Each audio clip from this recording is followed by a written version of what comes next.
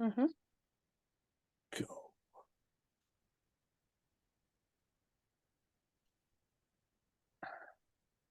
Do-do.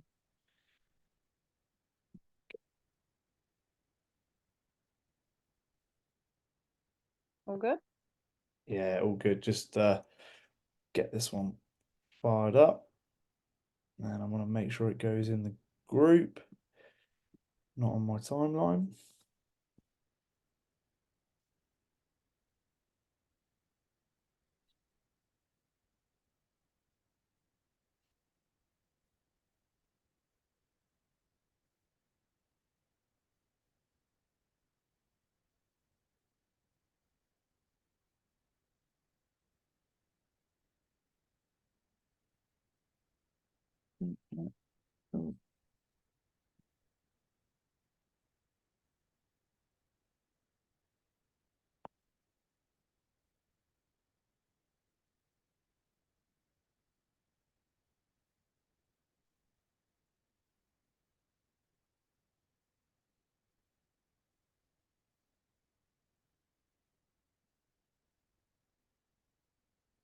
Right, Cat.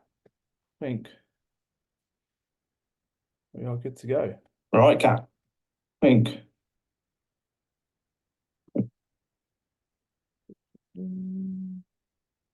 Awesome. Right, Cat, how are we doing? All right? Good. Awesome stuff. So, listen, fresh off the record earlier in the week. Really appreciate you to spend a bit of time just to chat through. Always find these chats kind of really useful for, yeah, for you as a reflection tool, but also for, but mainly for like the other people who are watching, so they can kind of get a bit of an insight into kind of what goes into a day like this, and also, yeah, some of the things that go on, because it's not always plain sailing, is it? So, yeah, obviously, Mm-hmm. firstly, congratulations on that. Obviously watching from afar, really proud to watch you put in such a great performance, and compliments from some of the highest sort of people, your colleagues amongst you in the shearing world as well. So yeah, just obviously we've chatted about that just before we got on this call, but yeah, brilliant work. So yeah, you should be super proud of that. What I would love to do, Kat, is just to sort of share a bit of your journey. So just a small bit of info on yourself, really. How long have you been shearing, and kind of like how did you get started shearing? Just for some background context for those who are watching. I started shearing on the east coast of the North Island. I'm from Matawai, which is near Gisborne, and yeah, I was doing a bit of rousing when I left high school, and didn't really know what I wanted to do, to be honest. I was a bit, I'd say I was a bit stuck. Okay. Um, and then yeah, my dad, I must have, I think I started to learn to share the last side with the boys at that, and then my dad was sharing some stragglers one day on his farm, and I remember just asking him if I wanted to share one sheep, and I remember being really pig-headed, like I needed to finish that whole sheep, and I think it took me over 15 minutes, honestly. It was a struggle. Okay. But Cool. yeah, then my dad got me into a shearing school. He pushed me to there was a shearing school just down the road from him, and did that. And yeah, I found it really hard to get work after that. It used to be, I feel like it used to be a lot harder to get on a stand Okay. than what it is now. I might be wrong, but it seems like um yeah, there's a lot more people coming through, which is cool. Yeah. Um yeah, and I think it used to be a lot harder for females as well. Okay. I learnt. So yeah, I sort of just shore my dad's sheep for a while and just whatever I could get my hands on. I couldn't get a stand for a while, and then I met Bart at the Golden Shears, Bart Hadfield, Hmm. um, and he offered me a stand at his place. They used to share their own sheep, so yeah, I went sharing there, and the deal is if Bart teaches you to share, you have to compete in the Wirral show. So that was the deal, and yeah, I got hooked on doing the shows. And yeah, I used to go around with him and he'd grind my one show comb for me and um yeah, it was really cool. And then I ended up getting a stand in Hawke's Bay because I won this show in Hawke's Bay. So yeah, probably How been old would you have sharing been then, a long Kat? time. How long was that? How old were you I at that think I point? did my first sharing school at 21. Yep. Yeah. Yeah. So Cool. I'm 34 now. I've probably had about 5 years off sharing. Um, yeah. Yeah. Cool. And sort of just to give everyone else some context on this, so you when did the idea, I suppose the idea may have been there for a while, but when did the idea become more real about wanting to do a record? Like how did that thought come from the girl who's taught to share the last side on a few stragglers, as you put it? I don't know. I think people there. I feel like there's a lot more female sharers around now, and girls doing their 100, 200, 300, whatever, or Yeah. having a go at it than Yeah. there was when I first started. So I don't think there were many of us, and people used to drop comments because there wasn't many of us. Like, oh yeah, you know how to share, you should have a go at a record. There wasn't many of us. So yeah, I felt like people would just say it, but I didn't think I could do it at that stage. Yeah. Um, yeah, but I'm not sure when I got the idea. To be honest, But no, I obviously think it's always been a goal of mine to kind of strive for. I've really always wanted to do 500 on use. It's probably been like my one and only like real goal with sharing. So yeah, yeah. um, So yeah. okay, cool. So fast forward a little bit then in terms of obviously the conversations that we had. You had two boys, yeah. So one's 3 and one's just over 1, and one was born, what, 4 or 5 months before we started working towards this goal. Uh-huh. So obviously that for me, like that was the first thing that stood out as soon as, like, obviously we reflect back on the journey. I was thinking, wow, like we've also got to remember that Kat also had a child just like 4 months before we started our prep. And I remember vividly at the time thinking, right, we've got to make sure we get Kat to a point where like she's as healthy as possible, so that when we need to push, because we didn't have an exact date then, did we, for the record? Nah, There no, was, we didn't for a while. we weren't 100% sure when we were going to do it. So for me, it was like, right, make sure you're in as good a spot as possible. Um, Maybe like just to start with, if we sort of talk a little bit about that sort of early preparation from your point of view, how did it feel? Because I know it wasn't like you were staying away from home a little bit, with shearing and that kind of stuff, and you were on the farm to start with, weren't you? Yeah. Yeah, we have just over 1,200 ewes of our own, and we lease a farm in Matawai, off my dad. So me and my partner Ari, yeah, so we just share our own sheep basically, and like a few locals. We weren't sharing full time. We did the odd day here and there. So Yeah, I think when I got in touch with you, yeah, I was just doing bits and pieces, yeah, but mostly just lugging kids around, yeah. Doing that stuff. So farm how chores. Yeah. yeah. So how did that sort of feel, Kat? Like getting back into doing some training and that sort of stuff. How did that feel? In terms of coming back from obviously having the little one. Yeah, it was really good for me. Like just having something, any mum will probably relate to this. Like we live really isolated where we are. We're an hour from any town. Um, and the road, we had floods, we had major floods as well, so the roads have been really bad. So it was pretty tricky to get anywhere.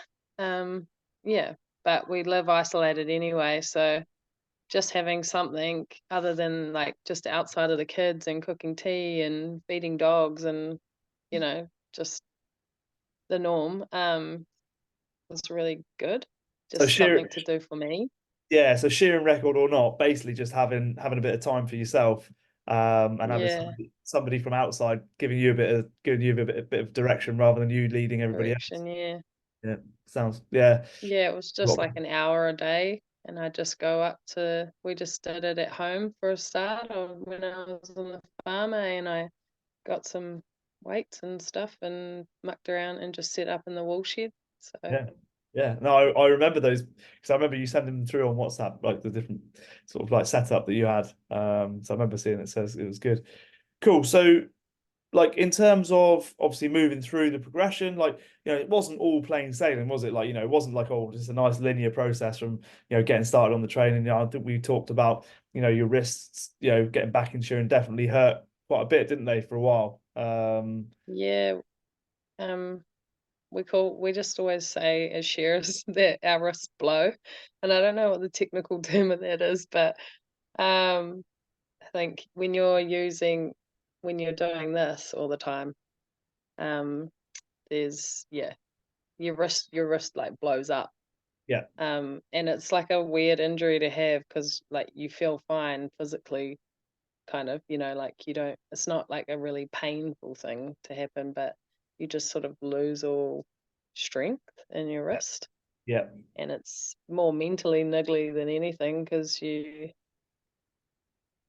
got this goal in mind, and you're like the days are counting down, and I can't even hold a handpiece. Like, yeah, and it probably happened to me, yeah, 7 or 8 times yeah. through But the winter. So yeah, fast forward a little bit, obviously, and we'll come back to it. But interesting, like we sort of talked about before the video started, was like it didn't actually cause you any problems on the day, did it? So how did you overcome that? no, What do you think, um, things that you think made a difference to that? Ultimately, I appreciate the journey was tough all the way through, but yeah, yeah. I went and literally saw any kind of therapist, like physical, anyone, acupuncture, just whatever I could find, and had a crack at it. Massage, took like as soon as I could feel it coming on, I think the old me would have tried to push through that yeah, and not wanted to let my contractor down. But it had only happened to me once before, years ago.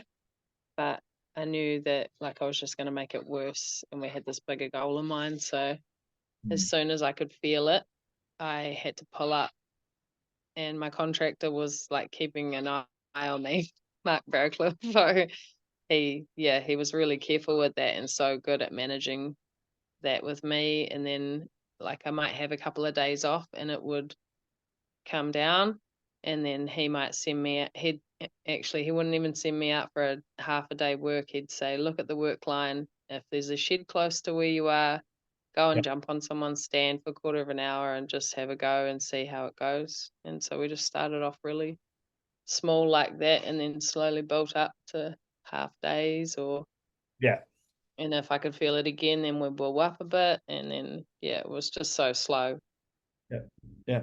but we eventually got there. Absolutely, yeah, more than that. So okay, cool. So thinking about your sort of preparation for the record, like training wise for you, like I actually remember more recently because it's quite recent. So maybe about 2.5 weeks before the record, you sent me a little voice note to drop me a bit of info. But you also said like I feel really good now. Like so there was obviously it's obviously tough all the way through. But did you through that journey, did you think how did it feel? Because obviously it's I suppose it's easy for someone who's like from the outside myself go right, okay, I think this is what we should do. This is what we think's worked before. We think's worked before. Um, how did it feel to you being in that process? How talk to me about what your thoughts were throughout the whole thing. I feel like we went through phases. Like at the start, I'd had the kids and I'd had C sections, so I didn't have a lot of core strength. Mm. Like I could barely do a sit up, honestly. Um, And yeah, so it was working away at that, and then I'd get to like just a good level of fitness, and then um, I started sharing, and that was painful, really painful. Mm. I had like my back was just um, I was told because maybe that because I'd had epidurals, um, that where the epidural went in my back, that was where I was getting my pain. Um, yeah, so that was interesting. Um, because it was a pain that I'd never felt before in the years prior. Like when I was sharing, I'd never got such a sore back before. Yeah, So that was a new thing, and that slowly went away anyway. I got, yeah, all sorts of treatments and stuff, and it's gone away now. yeah, But yeah, once it got sort of over that level, then and the wrist stopped blowing, then I went down south. Because my season here in Pew Pew over the winter was really up down, just with the wrists and the rain. Didn't really get a consistent amount of work. And then when I went down south, my wrists stopped playing up, and I got to just share away every day, and I, yeah, got to a really good level of fitness. Um, but we weren't sharing big physical sheep; we were just sharing hoggets. okay, yeah, So it's kind of like in a way quite easy on the body, and it was really good to just ease. Yeah, we were doing full days, but easy sheep, I'd say, yeah, smaller yeah, sheep. yeah, And then when I got back to Pew Pew, um, I knew they were going to be grunty sheep, and I just sure I think I did 3 days ish on lambs.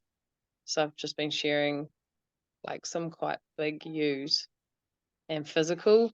They're really physical. So yeah, I definitely felt a bit buggered. um, like before Christmas, I was really buggered yeah. and felt like I was doing it, like I was going to the gym and there were long days and yeah, physical sheep. And then we got like a good little like couple of days for Christmas and worked in between Christmas and New Year, and I remember just feeling really good after that little couple of days for Christmas. Yeah. In between Christmas and New Year, I felt really good. And then we got a couple of days for New Year, and after that, I reckon I just felt wicked. Like I felt like I was peaking. Yeah, and I think that's the bit that excites me is like it's that like trying to get Yeah. to the point where, like you said, like you find it really hard, but you have to go to that place to then be able to come and rest. So it's like getting that balance right between going hard and then being able to have a rest. Like I know we chatted, didn't we, about like how much work you wanted to do in the few days leading up, because obviously you'd identified that a couple of days rest at certain points were really good. Mm, So you'd obviously identified that yourself, yeah? yeah, Think it, definitely. And I think uh, before Christmas, I was started getting some issues. I think just sharing really strainy ewes, dragging out strainy ewes, they're fighting you. yeah, I started to get some just real tight muscles in my hands, and it was funny because I thought about it after, and I was like, "Oh, I've done all this mobility and looked after the rest of my body so well, and I felt really good." And then I left out my hands. yeah. um, so yeah, gave them a couple of days rest, and they came right, and then yeah, I felt wicked after that. I think we had a discussion the other day, and it was part of one of the groups that we run, and one of the chats was, what's the one thing that you think most shearers overlook as part of their performance? And I actually said it was recovery, because I think like it's really easy to go really hard all the time, and because the culture within shearing, which is commendable on so many levels, is that really really good work ethic. It's now actually just finding that balance so that we can have people peak, like you said, because like Yeah. in order for us to be able to peak, we've kind of got to go high, and then we've got to be able to just recover and then go again, and we go above and beyond that. So I think what you've said around the recovery hopefully gives others a bit of an insight into, okay, like maybe I don't need to go hard every day. Maybe I do need some little breaks, you know.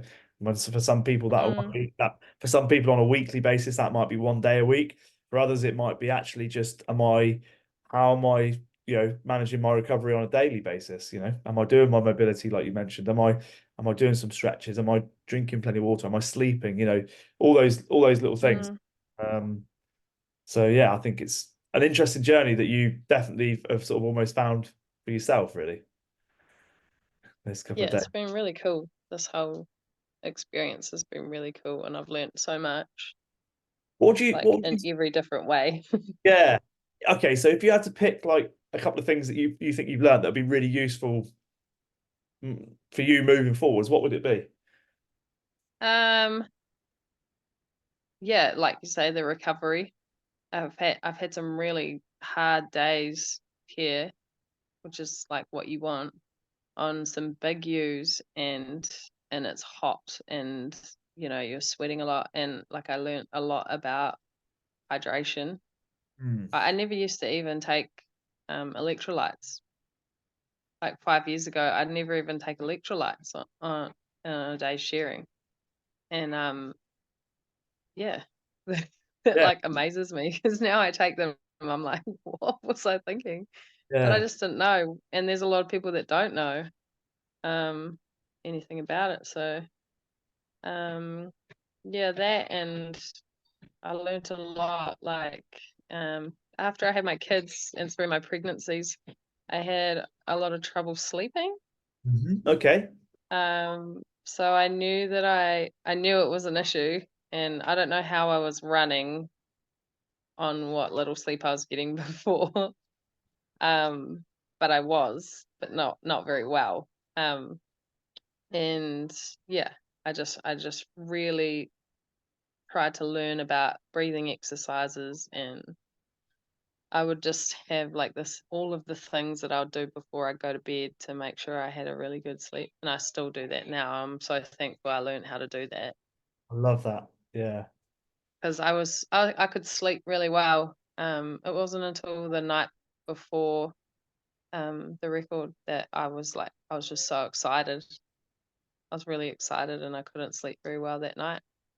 Interesting. Um, yeah, but up until then, I slept really well, Yeah, which is great, which is great.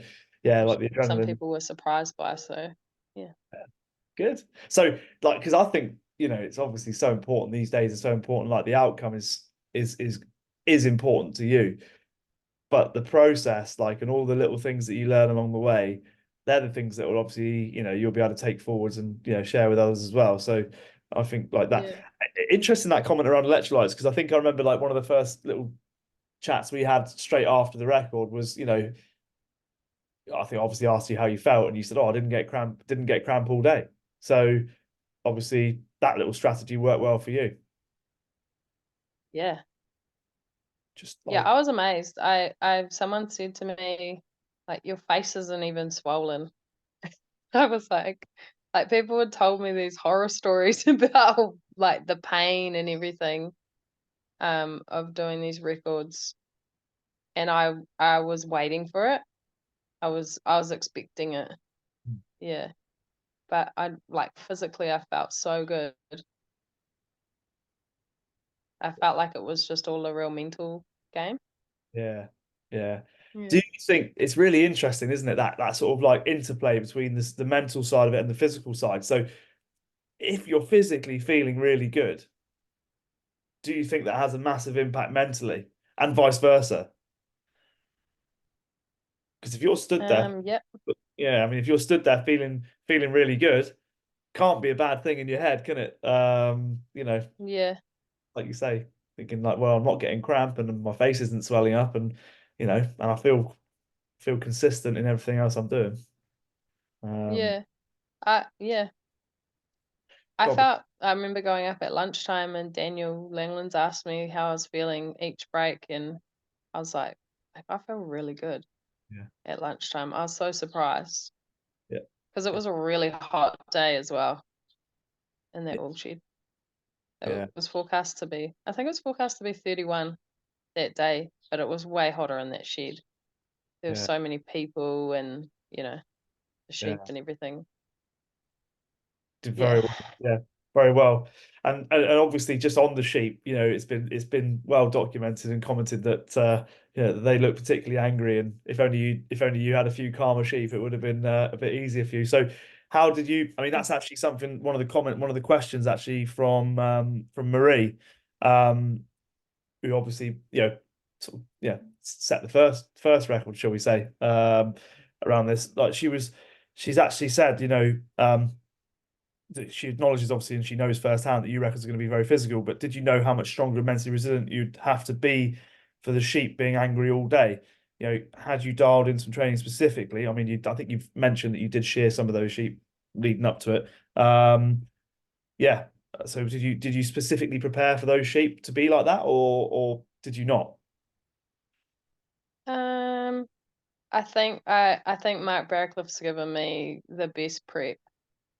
Um, like I said, I've shown use all main share, and I think I knew I really wanted to learn. I knew that if I was going to do a record, that I needed to get my mental strength like peaking as well as the physical strength. Um, this is gonna sound so deep, but it might happen for someone, so I'm gonna say it. I really struggled through my pregnancies and just becoming a new mum and like giving up sharing. Like you're doing a job where it's really satisfying work. You can look back and say, "Oh, I've shorn 300 sheep today," or whatever. Yeah. It's a really satisfying job, and you walk out of a wool shed and you're like, it's one of those jobs, and to go from like feeling quite capable and I was quite an independent person to just, when you become a parent, it's a lot. It's a whole, I think it's a lot for anyone. Mm. Um, but yeah, I think I owe that, like, um, the things that I've gone through being a new mum and pregnancies and births and just all of the things um, have have made me so strong. Yeah, like I didn't know how strong I was. Yeah. Um, yeah, like it makes me emotional because when I like the girl that first rang you and wanted to do a record, um, like what wasn't mentally at her best. Yeah. Yeah. And now after this whole process, I feel like nothing mentally can, like, mentally I'm so strong and I know that nothing can touch me. Like Wow. I know how to shift it. I can walk into a wool shed and like I've talked to one of my mates that I've been sharing with this main share. We talk about like how amazing the mind is and how cool it is when you learn to like shift your train of thought. Like, you're having a shit day, but how how easy it is to make it better by just saying, oh, like, I don't know, like just little things like appreciating. Like I walked into one wool shed and I remember a couple of the boys were sort of having a grizzle. Like, I don't know, I can't even remember what they're grizzling about. Um, but we walked into the wool shed and the grating was like on a bit of a rise, and that helps you to get the sheep out, like especially when they're big sheep. And so I'd walk into a wool shed every morning and notice something like that and go, oh, like this is going to be a good day because I've got that, like that's an advantage to me. Yeah. Like Just that it's shift. amazing, yeah, how little things like that can, yeah, Do you know, you know what I mean, eh? yeah, I love that stuff, and I do. And like we've obviously talked about different high performing sort of people like who podcasts and stuff that we listen to. And one of the ones that I listened to recently actually was talking about how you walk into a room, exactly what you've just said. So this person was actually an international cricketer, just for context on where this thought process came from, and they were staying in a hotel.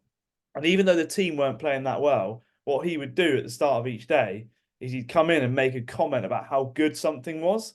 Like, so it would even be like Mm, down to, oh, how good the hot chocolate was at breakfast this morning. Yeah. So it would be completely like nothing to do with cricket, but actually to do with how he then walks into the room and impacts not only his own mental preparation, but the preparation of all the people around him because of his mindset around how he's walked into the room and the first thing he said is something positive. Yeah, even though so I that there and I only listened to that probably about 4 weeks ago. Yeah, really interesting insight from a Shearing perspective on how you've done that too. But I've loved that stuff. Yeah, love it. And what I love So about cool that, way. One of the boys. Oh, sorry. no, you go. Oh, I was just gonna say one of the boys said to me, the night of the record, we're having some celebration bevies, and he said to me, I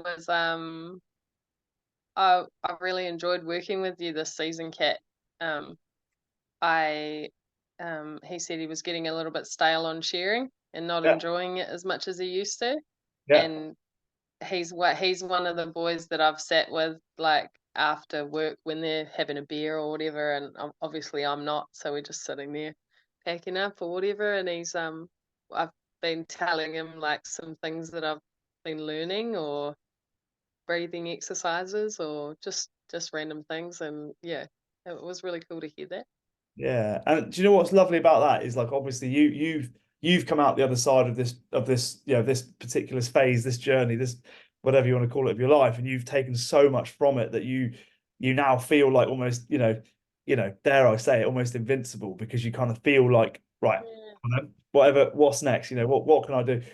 And yet along the way you've almost dragged people with you, and I think that's really nice, isn't it, like the ripple effect of all the positive things that you've done, not just the actual day, but like think about what that guy's just said, day in day out you've obviously made an impact on his life, and that you don't know how far that goes, do you? That person, that could be the difference between him actually continuing a job that he's really good at or not. It could be the difference between him, you know yeah, I think it's fantastic. Love it. Um, cool. So, anything you'd like to touch on? Obviously, we've talked a lot about the journey and so far, which is what it's all about. The particular day itself, anything that sort of stands out for you? Because obviously, I look from afar and I look at kind of right. I look at the way you sort of like looked when I saw videos of you sharing, and I look at the numbers that you saw each run, and I think right, it's consistent, exactly what we want. What do you? Yeah. What did you, what about from your perspective, the day itself? I thought it went as good as it could have gone. Um, yeah. I know people are saying a lot about how angry the sheep are, and it's funny that we've just been talking about, how being positive um makes such a big difference. Yeah. Those little things. Like that wasn't something that it wasn't something that worried me at all because of practicing those things. Like Yeah. yeah, it's not something that I even think about. If I think about that day, I'm not like, oh man, those sheep were whatever. I'm just Yeah, yeah, interesting. Yeah, because that's just it was what it was, and you got to share them. So yeah, and I think that's why you are at the level you're at because you're able to sort of compartmentalize the sort of that you're able to put that to one side and focus on the job in hand, which is amazing, and yeah, such a unique, really good skill to have, whatever you're doing. So, do you like obviously we look at the numbers and we sort of see sort of 100, sort of 116, 117 a run at sort of 61.6 seconds per sheep. Um, you know, as part of that day, you've obviously drawn reference to feeling really good all the way through. Um, mm. did you have a target in your head, Kat, like of like kind of what you thought, those on those particular sheep, what you thought, you wanted to try and achieve? Did you have a number in your head before the day or? Yeah, I obviously just wanted to beat the record. Yep. Um, I was told from Sasha Bond. I remember ringing her when I first decided to do this record, and it was after she'd just done her first one.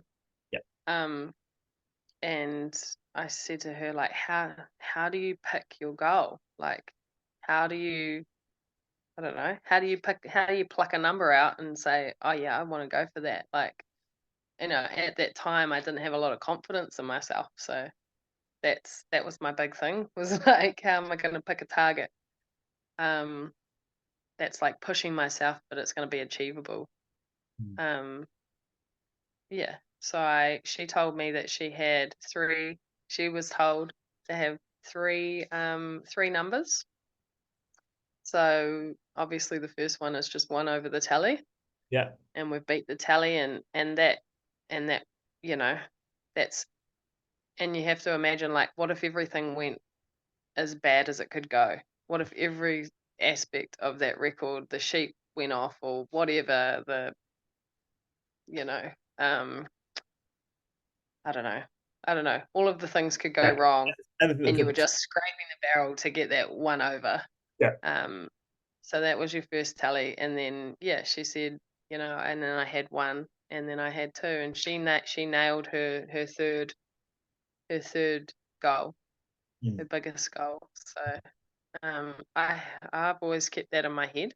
So I had one over the tally was my first one, and then I have I always wanted to try and beat the 9 hour record Yeah. in 8 hours. Yeah. I really wanted to go over 4:52, um, and we got that. That was my next target, and yeah, and then the boys were going to me. Now we've got to put as many on top of that as we can, and that it was like adrenaline rush. Like, I don't even take any caffeine um, things in that last run. Like, it was just purely the boys and the crowd. Like, just I was just running on adrenaline. Amazing. Um, yeah, but my biggest goal would be to do 500 just in my lifetime. Like, I'm not upset that I didn't get it on that day at all. No, no, I no. just like I yeah, I have no regrets about that day. Which is Because I amazing. think What a way to walk away from something like that and just go, "Do you know what? That was just everything I could hope for."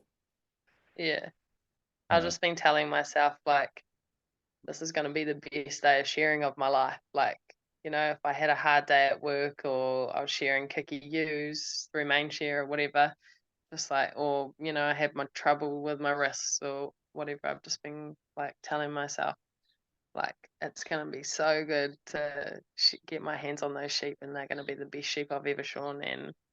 Um, and the beer is going to taste good afterwards. And Do you know what? um, After the record when we spoke, and I said, I'd like to ask, how you feeling, and because obviously, if I can make any suggestions to help make you feel better, then I would love to. I obviously want to do that. But like the answer that came back was, yeah, I felt absolutely amazing. I think I probably did more damage in the after party than I did on the shearing. So yeah, I enjoyed the phrase that you used as well, which was great. So yeah, no, I think like you say, if you can get through a day like that and do more damage at the after party, you probably had a great day. yeah, it was. We Amazing. had a good day, but we had an outstanding party. Yeah, that's Yeah, well, that's amazing, because you remember that too. Don't you? So well, maybe bits of it anyway. So that's good. yeah. Um, Cool. I don't want to take loads of your time up because I know you obviously, yeah, you've got other things to be doing than chatting to me. But there was another chap, a chap just asked a question, and I'll read it all out and we'll go through it perhaps just to make sure we answer this. But with most other athletic events, the participants only have to focus on the activity itself, i.e., running. How do you and others maintain focus when you're also interacting with sheep? And then in brackets, especially if they start acting up. So I feel like we might have answered this already, sort of in some of the other things, but I just wanted to make sure we ask that question and sort of frame it as it's been asked. So, what are your thoughts on that, Kat? Yeah, I think we kind of have Yeah, almost covered it. But yeah. yeah, I guess if you're a sharer, like, So I I think I you think you've just mentioned it really, haven't you, about that sort of like that attitude, that finding that positive, and just taking that forwards with you when things are tough. Yeah, yeah. said that, Yeah. didn't you? Yeah, so that's cool. Listen, anything else you want to discuss? Because I don't want to sort of take up all your time. Anything else you want to add in to? Yeah, I'm good. I'm Yeah, good. happy I with just all want to that? thank you for, yeah, for the time You're and welcome. your mahi, and yeah, you really um like when I did click and go, whoa, like my body is peaking, I'm ready for this. Like a couple of weeks before the record, I was like, far out, you're really good at what you do. Uh, yeah. You know? And when people were asking me on the day, like, how are you feeling? They kept asking me, how are you feeling? You know, expecting real bad pain that some people like have experienced before, or whatever, Mm. the swollen face, or, the cramp that we've heard about, and all of these things. And yeah, I was thinking about you. I was like, whoa, like Yeah. you've Well, it's done a good job. Yeah, amazing. Yeah. I'm so Well, thankful. yeah, well, listen, I think, on that, I think, I've been lucky to learn from a lot of the best coaches in the world. I've obviously deliberately sought them out and found them, and gone and researched and done as much as I can. So, it's not Mm, just it's who you learn from as well, isn't it? Like, you got to pick your mentors, you got to find the people that you think are gonna help you to, my role as a coach is to help others achieve their goals. So for me, it's about finding the people that know the most, and then just putting that together into my own little philosophy. So people like yourself can peak on the day when they need to, and also meet them where they're at when they mm, start. So, obviously you started in a different place to a lot of other people. So we had to make sure that, that those solid foundations were laid so that when you came to get to 2 weeks out from your record, we had all of that to fall back on. Um, because we needed to make sure that it was done properly. So look, yeah, but yeah, for me it's my job. But yeah, I think I'm super. Yeah, from where I'm stood, I'm super proud of you and all the ladies that I've worked with recently, as you know, who've put in the hard work. But I think what I've taken from this little chat itself is just how that mindset shift can make such a difference to the matter how mm. well physically you are prepared. Doesn't matter actually how talented a shearer you are. If you haven't been able to get your head into the right space to take you forwards when the stuff gets tough, maybe all these little things don't kind of add up, and it doesn't run as smoothly as it can. Yeah. So, yeah, I think there's so much to learn from that, and I think we're all going to keep learning on that, and draw inspiration from different people. And I'm sure somebody who's listening to this video, but whenever they do, will draw massive inspiration from it. So thank you very much. Appreciate your time. All good. Thank you. Okay. Righty, I will I will stop that there. We're going to break off. Cool. So thank you very much, Kat. Appreciate your time, and we'll stop that one there.